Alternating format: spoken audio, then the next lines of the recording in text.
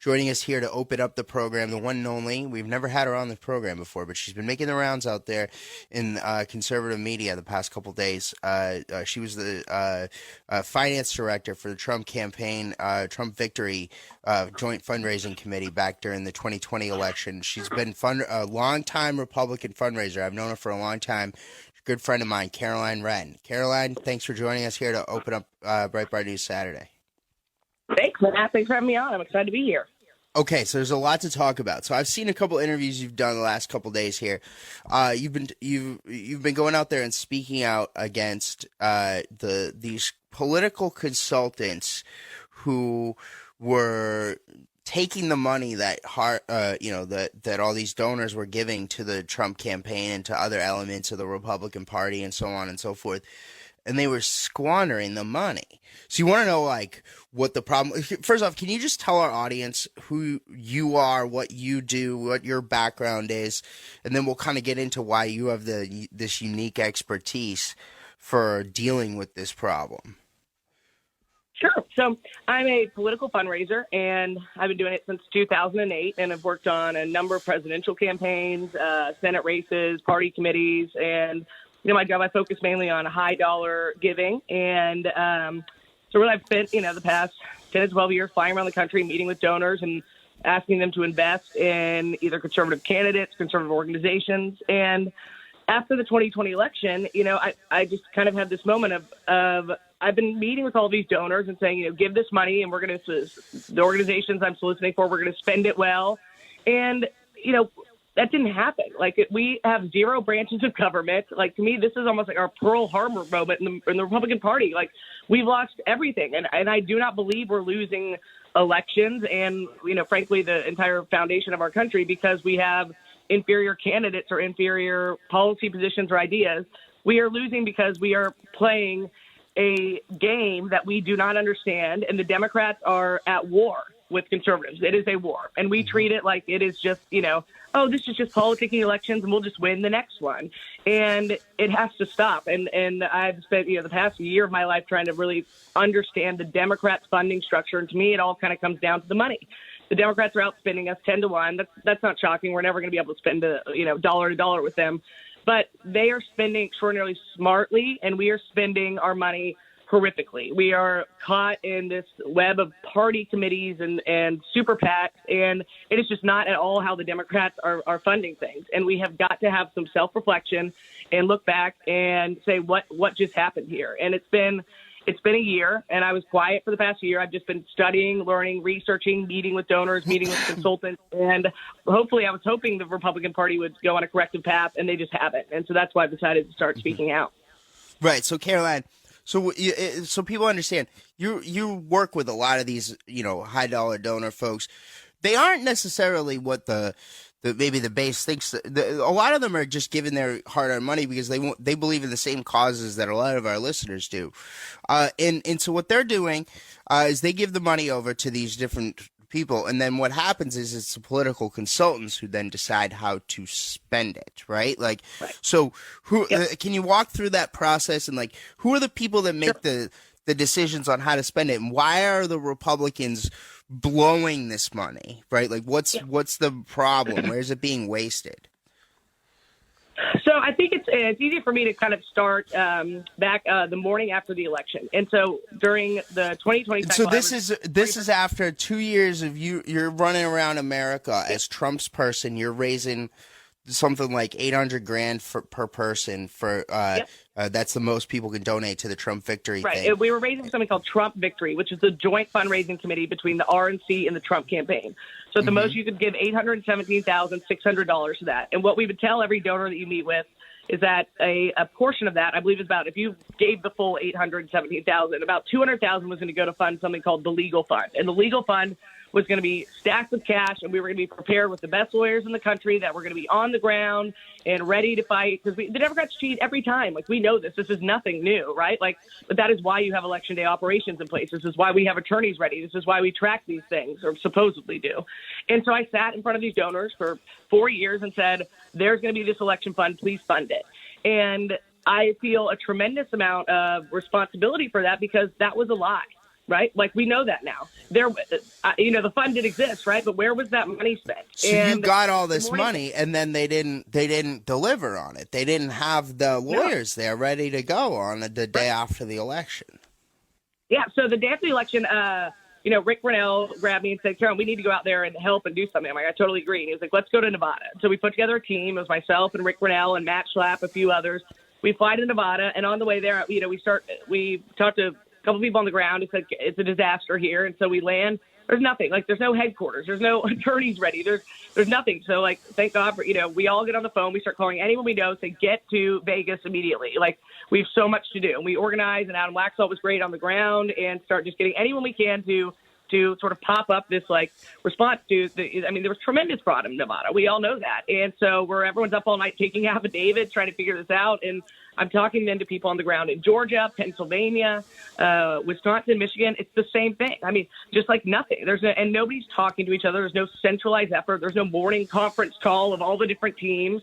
And it's like, how did we get here? And so about 5 days in, everyone became, I had a point where I was like, look, Trump got 13 million more votes in 2020 than he did in 2016. That is so unheard of. Like, no president in modern history has increased their vote total. Like, Obama lost 3 million votes. Not only no president in modern history increased their vote total, but to increase it 13 million votes. I mean, that is totally like unbelievable. But yeah, go ahead. Yeah, Obama decreased by 3 million votes. But then Biden got 15 million more votes than Hillary Clinton and Barack Obama. Like, you know this better than anyone. Like, there was no energy on the ground to show that or to expect that. And so to me, something else happened here. And I know everyone's obsessed with the machines or the voter fraud, but like 15 million is unheard of. And so for me, I was like, something else happened here. It had to do with money.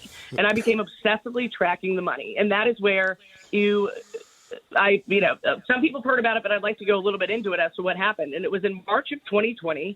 The Democrats for years have been, Mark Elias and others, suing to try and expand, voting access, and they lose the majority of their lawsuits because it has to be done through legislatures. But under the guise of COVID, they start to win. And something else happened in March of 2020. It was David Plouffe wrote a book. David Plouffe, of course, was famously Obama's campaign manager, and he wrote a book called The Citizen's Guide to Defeating Donald Trump. In that book, he lays out how they need to have a block-by-block street fight in only the counties that Hillary Clinton won by 10 points or more in the 8 swing states they needed to win. So in that, all of a sudden you saw Mark Elias, after COVID hit, switch his strategy only into those counties that David Plouffe wrote out in his book, and he began to sue and win in Milwaukee, Philadelphia, all those types of cities. And then Atlanta. When you change the voting laws to say, go in and sue, and all of a sudden it's automatic registration, all mail-in ballots, well, these election counties don't have the money to do that. They don't have the money to print these ballots or execute that. All of a sudden, you heard this sleepy 501c3 called the Center for Tech Life Services, CTCL. No one had ever heard of it. They never had more than $1.3 million in revenues. All of a sudden, they get a $500 million grant from Mark Zuckerberg. And then as soon as Mark Elias wins the lawsuit, CTCL would come in and say, hey, apply for our grant. That grant would basically take over that local election system, pay for everything, and they influx $500 million into a select number of counties in the 8 states they needed to win, to that only Hillary Clinton won by 10 points or more. And that is why you see a 15 million vote increase. They literally just drove up the vote totals in these counties. And it was, maybe it was illegal. I think it's completely improper to have private funding of public election systems. Like that, you could effectively, I could just go and publicly, take my money and fund a police, office to say, I want you to just stop and frisk only in this county. Like it's not something that happens. It's never been seen before. It needs to be looked at. But it did happen, right? Like it has not been corrected or fixed, and so it made me reflect on what if someone given us $500 million in two in states March have of fixed 2020. it. But... Yeah, a couple states have, but think about this, Matt. What if someone had given us $500 million in March of 2020 and said, "Go win the election for Trump"? What would we have done? We would have announced a Karl Rove-led super PAC and set $500 million on television buys, because that is what we do over and over again. We fund TV buys because there's a certain amount of consultants in the Washington, D.C. culture that make points they make a percentage when you do the TV buy. And it is an idiotic strategy. It's been failing for years now, and it is a massive problem. And we have to do self-reflection as to why this is happening. And so that is kind of where I've now focused, because it is a combination of the waste of the funding, but then also we have a serious issue with the infrastructure and strategy of this party. And donors are waking up to it. They are angry. Our donors are not the enemy. They want to help. They want to be involved, but they don't want to waste their money anymore. These are businessmen. What was your ROI if you donated to Trump this past year? What was your return on investment? Nothing. Well, I would argue that those businessmen and women who are, the comprise this donor class, they're spending their hard-earned, treasure and money on causes that they believe in. I mean, they want to see those causes win. I fully expect that they're as mad as you say they are.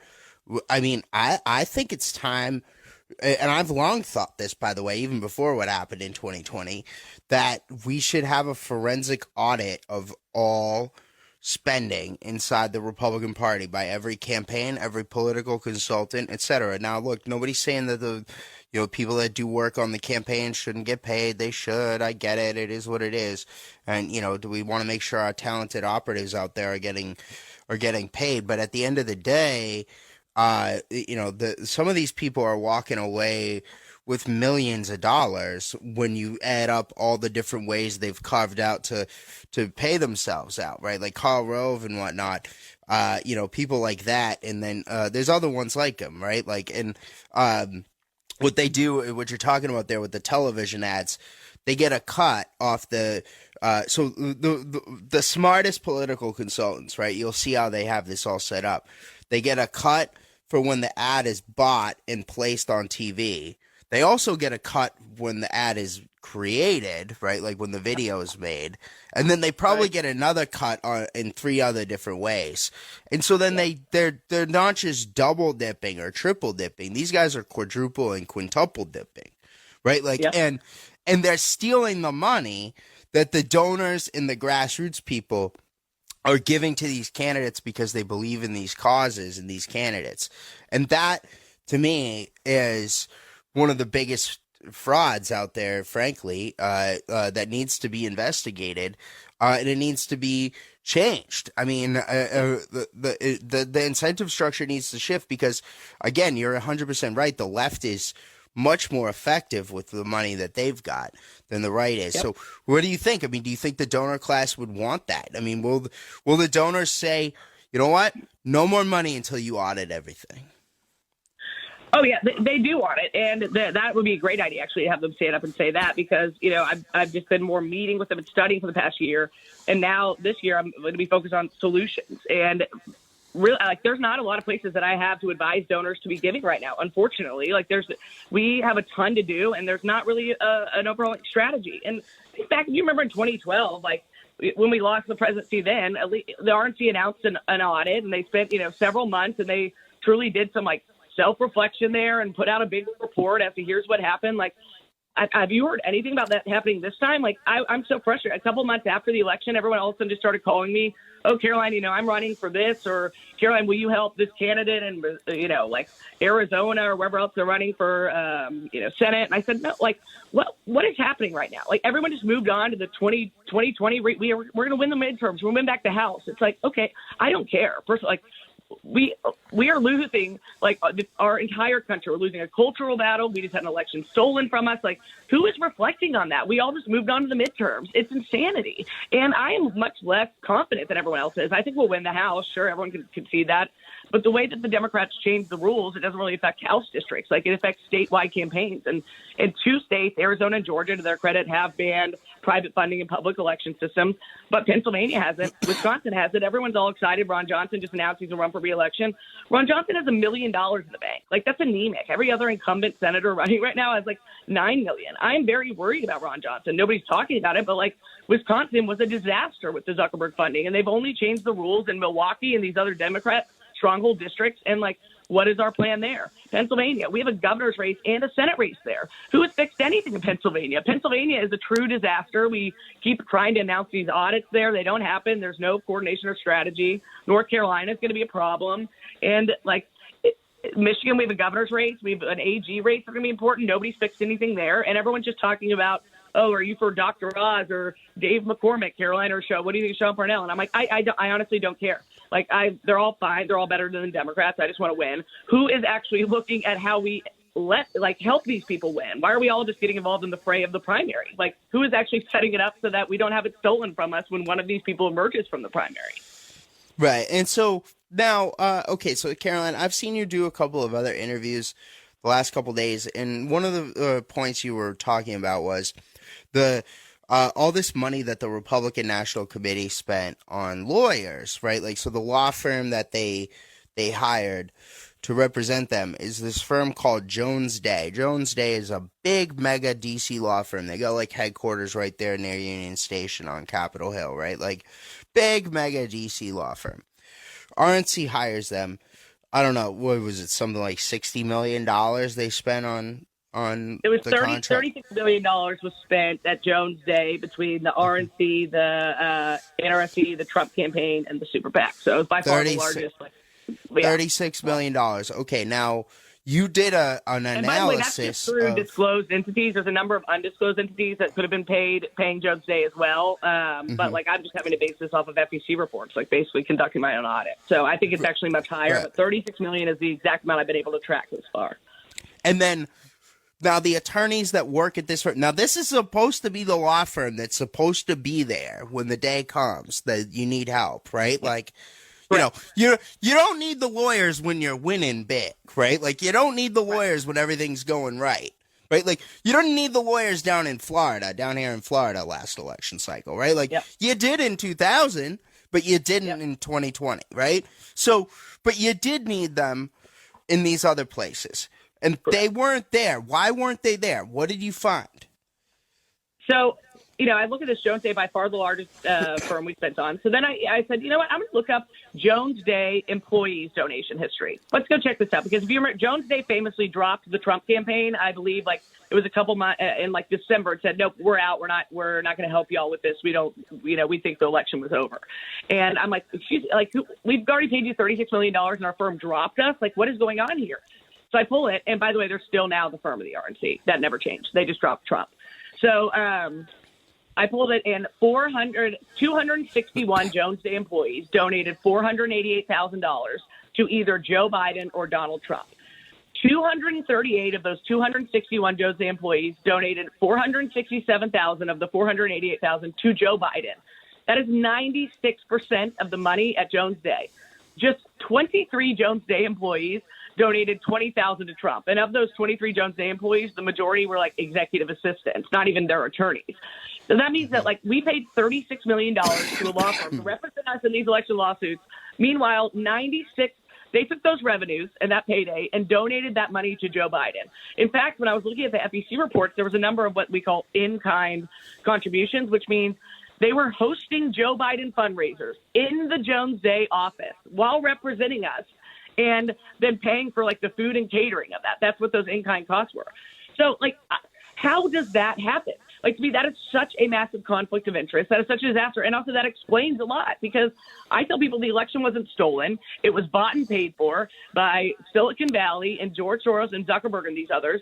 And we lost the election between March and August. You don't like afterwards. There was a number of lawsuits that were brought forward after the election that said, hey, like, that was illegal what the Zuckerberg and Elias did. And the judges said, yeah, probably was. But unfortunately, you should have sued between March and August. I would have probably ruled in your favor. You can't sue after the fact and then disenfranchise all those people who then did legitimately like vote because they were, you know, had a ballot box right outside their door and were sent a ballot without ever registering.